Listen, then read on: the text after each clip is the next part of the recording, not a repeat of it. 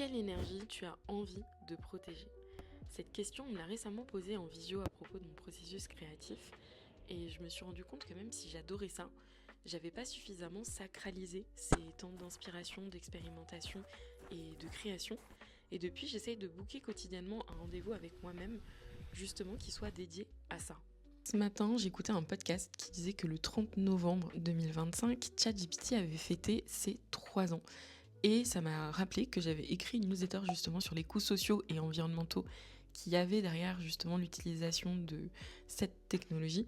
Un peu, tu sais, comme dans The Witcher, quand la sorcière explique au début des cours à Rethusa, qui est un peu l'académie des magiciens-magiciennes de ce monde, que dès qu'on fait une action et qu'on utilise son pouvoir pour faire de la magie, ça aura un impact concret dans la réalité. Et par exemple, si on veut faire léviter une pierre, ça va flétrir la feuille sur le côté parce que son énergie va servir à autre chose. Et je trouvais que c'était un très bon parallèle avec l'intelligence artificielle parce que aujourd'hui, on a beaucoup de personnes qui sont surnommées les travailleurs ou travailleuses du clic, qui sont là pour faire de la modération, entraîner les différents outils d'IA générative pour nous rendre en fait la vie plus facile, mais qui, elles et eux, sont payés une misère, travaillent dans des conditions terribles et sont clairement exploités.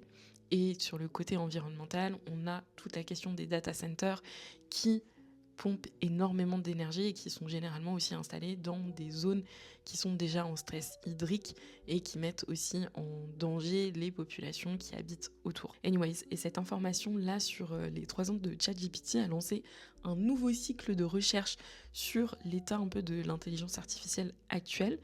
Et tout ça pour te dire que j'étais tombée sur un article qui revenait sur les revendications des populations indigènes autour de la collection de data et la façon dont l'IA pouvait être utilisée pour eux.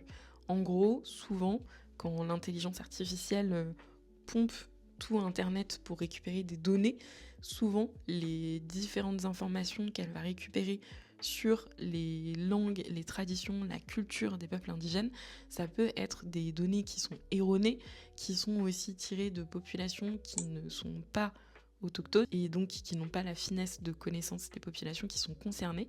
Et il y a toute une question qui s'ouvre sur comment faire en sorte de pouvoir obtenir une forme de souveraineté numérique et de reprendre le pouvoir sur la langue, sur la culture, pour faire en sorte que les informations qui soient aspirées soient les bonnes et qu'ensuite, pareil, celles qui soient redonnées le soient aussi. Pour te donner un exemple, il y avait une chaîne canadienne qui a identifié des livres scolaires pour apprendre des langues locales qui avaient utilisé l'IA pour faire des traductions et celle-ci était erronée. Perso, je reste vraiment très frileuse par rapport à cette technologie, mais ça m'a ouvert un nouveau pan potentiellement d'utilisation auquel j'aurais pas du tout pensé auparavant.